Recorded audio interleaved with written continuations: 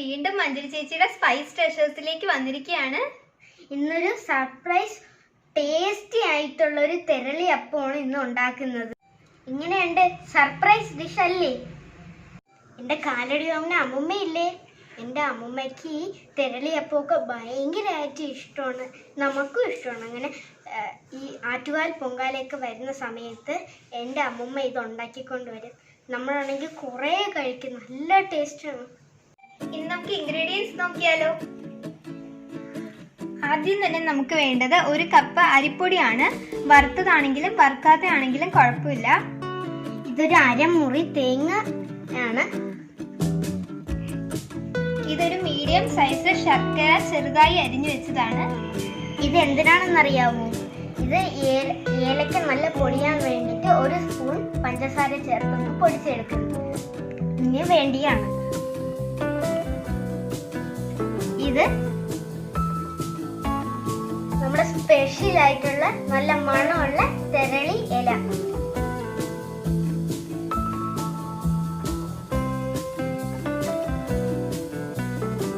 ഇനി നമുക്കിത് കുഴച്ചെടുക്കാം.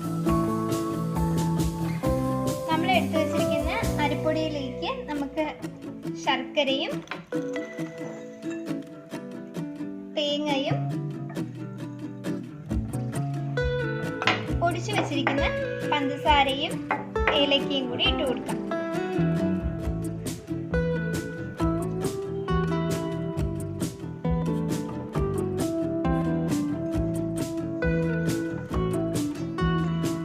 അതിനുശേഷം എല്ലാം കൂടി നന്നായി മിക്സ് ചെയ്തെടുക്കാം. ഇങ്ങനെ നമ്മുടെ ഇത് നല്ല പോലെ മിക്സ് ചെയ്തെടുത്തിട്ടുണ്ട്. ഇനി കുറച്ച് വെള്ളമൊക്കെ ഒഴിച്ച് കുഴച്ചെടുക്കാം.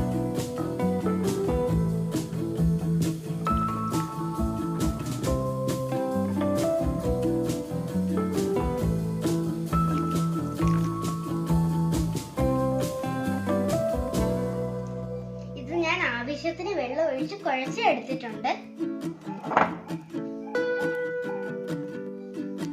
നമ്മൾ ഇതിലേക്ക് മാവ് വെച്ചിട്ടാണ് ഈർക്കിൽ കുത്തി വെക്കുന്നത്. അപ്പൊ ഇതൊന്ന് ഇളക്കി മാറ്റാം.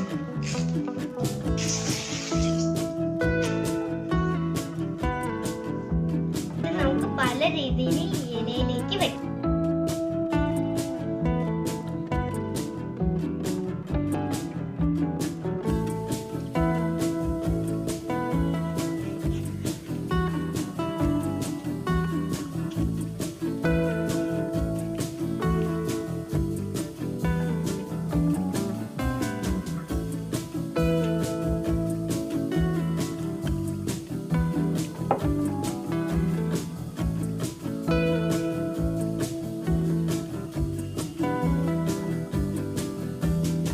ഡിസൈനും കൂടെ ഉണ്ട്, അത് ഞാൻ ഒന്ന് കാണിച്ചു തരാം.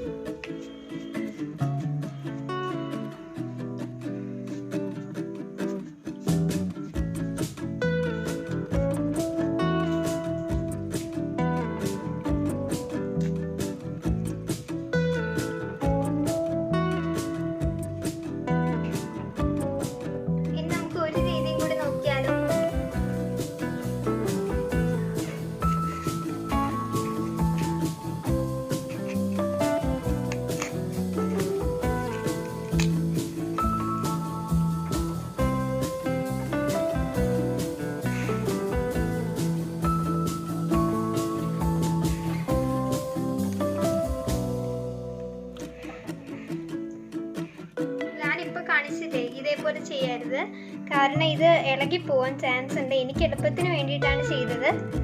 ഇങ്ങനെയാണ് നമ്മൾ ചെയ്യേണ്ടത്. ഇത് ഞാൻ എല്ലാം റെഡിയാക്കി വെച്ചിട്ടുണ്ട്.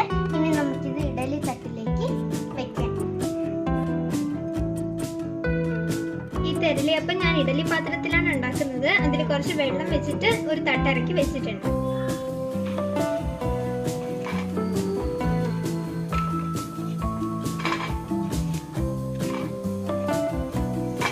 ബാക്കി വന്ന ഇല നമുക്ക് മണത്തിന് വേണ്ടിയിട്ട് ഇതിന്റെ മുകളിലേക്ക് ഇട്ട് കൊടുക്കാം.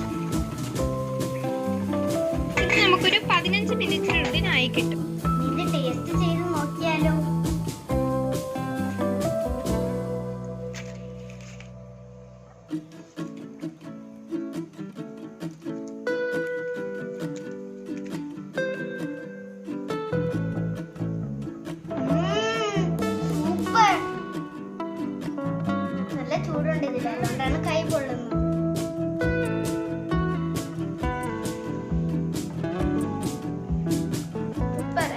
ട്രൈ ചെയ്യണം.